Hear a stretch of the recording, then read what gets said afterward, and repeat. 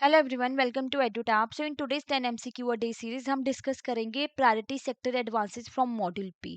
तो किस तरीके के क्वेश्चन आने के चांसेस है, बिकॉज पीएसएल के ऊपर जो है न्यू आरबीआई का सर्कुलर आया था, तो उसी को लेके जो है ना क्वेश्चंस फ्रेम किए गए हैं। और अगर आप टारगेट कर रहे हैं जैम नवंबर 2025 को, तो you should have a fair idea of previous year question, most important topic and important MCQs, जिनका हमने एक बहुत ही अच्छा पीडीएफ डॉक्यूमेंट तैयार किया है। डिस्क्रिप्शन बॉक्स में जाके आप फाइल को एक्सेस कर सकते हो और अपनी प्रिपरेशन को और आसान बना सकते हैं। तो let's start with our very first question, that is Shikhar bank है, एक डोमेस्टिक कमर्शियल बैंक है जिसकी 50 ब्रांचेस है। उसकी क्या है, एडजस्टेड नेट बैंक क्रेडिट है 1000 करोड़ की। तो बैंक की मैनेजमेंट जो रिव्यू कर रही है प्रायोरिटी सेक्टर लैंडिंग टारगेट्स को, तो based on the PSL guidelines कौन सी फॉलोइंग स्टेटमेंट जो है सही है इनमें से। तो बैंक को इंश्योर करना है कि जो इनका टोटल पीएसएल है that is at least 400 crore, 40% of ANBC, या out of this PSL bank can classify export credit up to 128 crore, that is 32% of 40% target PSL obligation के लिए। अगर बैंक फेल होते हैं पीएसएल टारगेट्स को मीट करने के लिए, तो वो डिपॉजिट करा सकते हैं बाकी का अमाउंट सिडबी, कि उस शॉर्टफॉल को कवर किया जा सके। और bank has a sub target to lend at least 8.5% of ANBC to micro enterprises. तो क्या सही ऑप्शन है यहाँ पे, आपकी बी स्टेटमेंट जो है सही है, 1 2 एंड 3। फोर्थ आपका यहाँ पे गलत हो जाता है, बिकॉज ये 7.5% टारगेट है, 8.5 नहीं है। तो जो लेटेस्ट सर्कुलर आया था आरबीआई का, उसके अकॉर्डिंग ही चेंजेस किए गए हैं। तो प्रायोरिटी सेक्टर्स में पैसा क्यों लगाया जाता है, क्यों बैंक चाहते हैं, क्यों आरबीआई चाहता है कि बैंक जो प्रायोरिटी सेक्टर को एडवांसेस दे, बिकॉज हमें इंक्लूसिव ग्रोथ चाहिए, बैलेंस ग्रोथ चाहिए, एम्प्लॉयमेंट जनरेशन होती है, इकोनॉमी ग्रो करती है, और एक प्रॉपर क्रेडिट फ्लो बना रहता है। तो यहाँ पे एएनबीसी और सीयूबीएसी आप दो टर्म सुनेंगे। एएनबीसी क्या होता है, टोटल लोन जो बैंक ने दिए हैं एक्चुअल में, एंड सीईओबीएसी क्या होता है, आपका ऑफ बैलेंस शीट आइटम्स, जैसे letter of credit, bank credit हो गया, जो एक्चुअल में आपने अभी पैसा नहीं दिया बट रिस्क है, चांसेस है कि आपको देना पड़ सकता है। ठीक है। नेक्स्ट क्वेश्चन आपका, green growth cooperative cooperative society आपकी फार्मर्स की, वो अप्रोच करिए विकास आरआरबी को फॉर अ लोन। तो उनको वो फंड्स क्यों चाहिए, परचेज करना है हार्वेस्टिंग इक्विपमेंट्स और स्टोर करने हैं उनके प्रोड्यूस को वेयर हाउस में। तो कौन सा फॉलोइंग लोन प्रपोजल जो है green growth cooperative would be eligible for classification under priority sector lending for Vikas RRB. तो loan of 3.5 crore for purchasing combined harvester and tractor, या loan of 3 crore against negotiable warehouse receipts for their store soybean, या loan of 8 crore to purchase the produce of their member farmer for bulk sale, या loan of 1.5 crore to install a stand alone solar powered irrigation pump for their field. तो right option यहाँ पे ना आपका option 1 and 4 है। ठीक है, second and third आपका रॉन्ग है। देखिए क्यों, यहाँ पे जो सेकंड है ना, वहाँ पे 3 करोड़ लिमिट नहीं है, जो आपकी नेगोशिएबल वेयर हाउस रिसीट्स होते हैं, यानी कि आपका जो प्रोड्यूस है सोयाबीन आपकी पड़ी है वेयर हाउस में। ठीक है, तो रिसीट आपको मिलती है, चाहे तो आप सेंट्रल वेयर हाउस में रखते हो या किसी वेयर हाउस में रखते हो, तो जो नेगोशिएबल होती है, आगे आप जिस रिसीट के अगेंस्ट लोन ले सकते हो। तो वहां पे जो लिमिट है ना आपकी 50 लाख है, ये आपकी 3 करोड़ की लिमिट नहीं है, इसलिए ये तो बहुत ज्यादा हो गया ना, इसलिए ये रॉन्ग हो गया। फोर्थ, और यहाँ पे कोई सच लिमिट नहीं सेट की गई है कि stand loan solar power irrigation pump के लिए आपको इतने का लोन मिलेगा। और ये जो है ये सॉरी, ये loan of 8 crore to purchase the produce of their member farm को बल्क सेल, तो मेंबर फार्मर्स के लिए बल्क सेल के लिए जो ऐसा कुछ लोन नहीं होता है कि वो उसको इतना लोन दिया जाएगा। और यहाँ पे जो लोन ऑफ 1.5 करोड़ है ना, ये दिया जा सकता है, बिकॉज कोई फिक्स लिमिट नहीं है कि इतना सेट करना था। तो ऑप्शन 2 एंड 3 आपका रॉन्ग है, ऑप्शन 1 एंड 4 आपका करेक्ट है यहाँ पे। Next question, metro foreign bank है जिसकी 15 ब्रांचेस है इंडिया में, वो अपने पीएसएल टारगेट को स्ट्रेटेजाइज कर रहा है कि वो मीट हो, तो उसका जो एएनबीसी है दैट इज 500 करोड़। बैंक का सीईओ प्रपोज करता है फॉलोइंग एक्शन, तो कौन सा प्रपोज एक्शन जो परमिसिबल होगा as per the PSL guideline, aims for a total of PSL of 375 crore, that is 75% of ANBC, lend करेंगे 80 करोड़ मीडियम एंटरप्राइजेस को और उसको काउंट कर देंगे PSL target without any limit, ये extend the with recourse factoring facility to an MSME और classify करेंगे उसको पीएसएल एमएसएमई कैटेगरी में, या ऑन लैंड करेंगे 25 lakh to an registered ANB NBFC not an MFI for it to further lend to small enterprises. तो क्या सही option है आपका, option A that is 1 and 3 आपका करेक्ट है, सेकंड आपका गलत है। ठीक है, तो जो लेंडिंग करनी है आपने 80 करोड़ की मीडियम एंटरप्राइजेस को और उसको toward PSL target without any limit, तो ये गलत है। विदाउट एनी लिमिट नहीं होता, लिमिट सेट होती है। और आपका थर्ड जो है सही है, क्यों? बिकॉज यहाँ पे ना विद रिकोर्स और विदाउट रिकोर्स फैक्टरिंग फैसिलिटी क्या होती है, देखो विद रिकोर्स में क्या होता है कि एक कंपनी है ए, उसने बी से जो है 10 लाख की पेमेंट लेनी है, एमएसएमई की बात कर लेते हैं हम। तो ये 10 लाख का जो बिल है वो बैंक को दे दिया ए ने, ठीक है। तो बैंक इसको एमएसएमई को पैसा मिल गया, बी से कलेक्शन करनी है बैंक ने।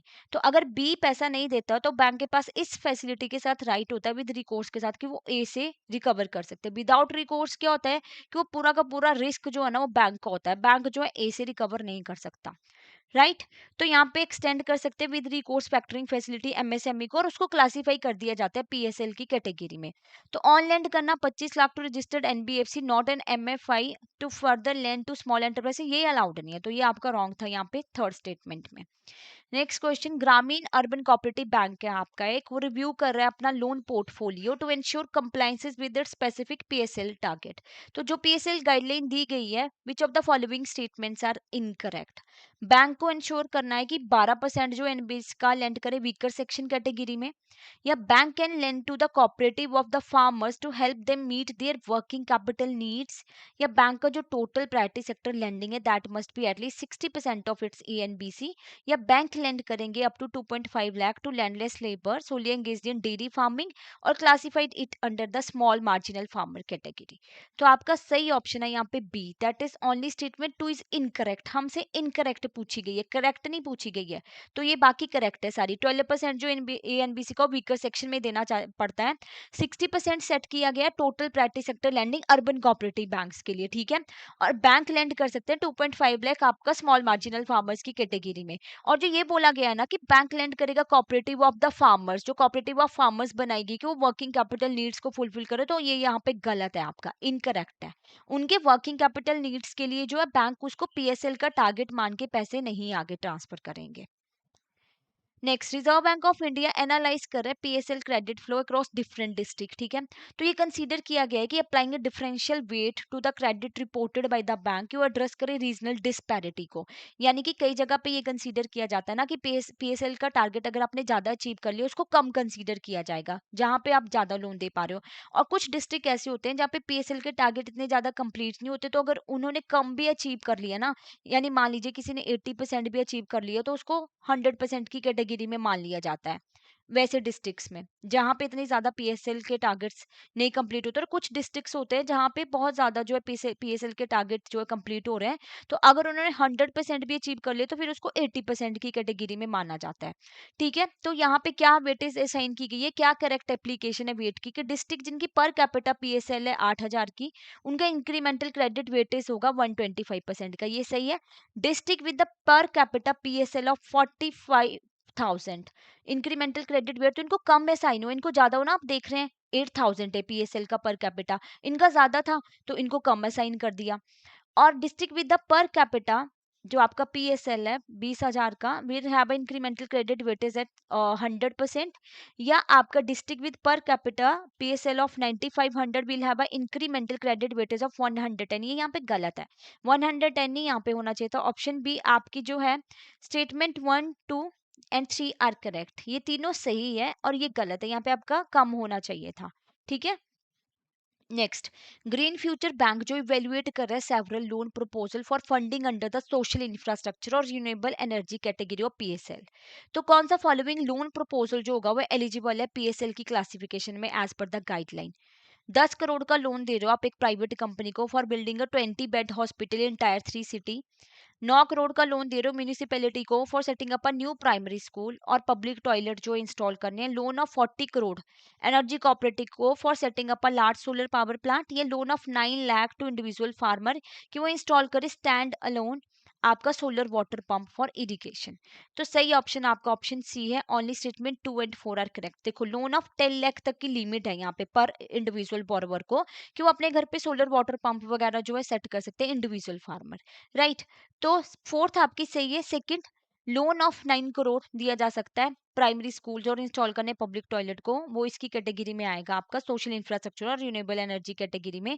लोन ऑफ 10 करोड़ जो है प्राइवेट कंपनी को देना फॉर बिल्डिंग 20 बेड हॉस्पिटल, ये आपका यहाँ पे क्या हो जाता है, गलत हो जाता है, ठीक है। और आपका जो है ये लोन ऑफ 40 करोड़ नहीं दिया जाता एनर्जी कोऑपरेटिव को for setting up of large solar power plant, ये बहुत ज्यादा लिमिट होगी, वो तो लैक्स में है, तो ये करोड़ में होगी, तो ये आपका गलत हो जाता है। Next, as part of its financial inclusion drive, सेवा UCB that is urban cooperative bank जो है that want to increase its lending to the weaker section category, ठीक है। तो which of the following borrower loan would qualify as a weaker section for सेवा urban cooperative bank?